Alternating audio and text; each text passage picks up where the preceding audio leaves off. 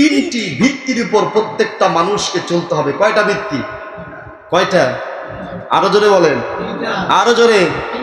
আরে দুই চারটা মুখস্থ করে দিয়ে যান। আপনার মোবাইলের 11টি নাম্বার যদি মুখস্থ থাকে, তাহলে 3টা শব্দ কি মুখস্থ থাকবে না? অবশ্যই থাকবে। 1 নাম্বার হলো তাওহীদ। প্রত্যেকটা মানুষকে তাওহীদের উপর বিশ্বাস স্থাপন করতে হবে, আল্লাহর একত্ববাদ, যে আল্লাহ একজন আছেন, তিনি সমস্ত পাওয়ারের একমাত্র মালিক, সমস্ত কিছু তার হাতে, সমস্ত শক্তি, সমস্ত পাওয়ার, সমস্ত কিছু তার হাতে, তিনি বিচার করবেন, তিনি আছেন, তিনি দেখতে পাচ্ছেন, এটাকে বলা হয় তাওহীদ। নাম্বার 2 রিসালাত।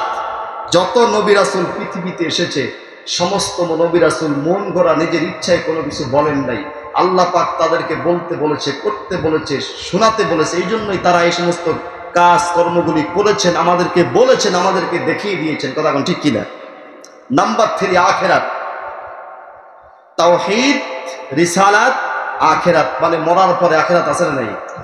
কবর আছে না নাই? হাসর মিজান আছে না নাই? এই চিন্তা মাথায় রেখে আপনাকে পথ চলতে হবে, এই 3টা বিষয়। তাহলে নাম্বার 1 তাওহীদ, নাম্বার 1 কি? নাম্বার 2 রিসালাত, নাম্বার 2 কি?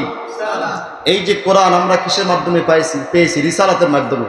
নবী করিম সাল্লাল্লাহু আলাইহি ওয়াসাল্লামকে আল্লাহ পাক রিসালাত দিয়েছেন, নবী করিম সাল্লাল্লাহু আলাইহি ওয়াসাল্লামের উপর ওহী এসেছে, তিনি রাসূল হয়েছেন, এরপরে তো আমাদের সামনে কোরআন এসেছে। কথা কোন ঠিক কিনা? এজন্য নবীর জীবনে কি অস্বীকার করা যাবে? নবীজির সমস্ত কর্মকাণ্ড, কাজ কর্ম আমাদের জন্য। কথা কোন ঠিক কিনা? নাম্বার 3 আখিরাত। দুনিয়ার সমস্ত হিসাব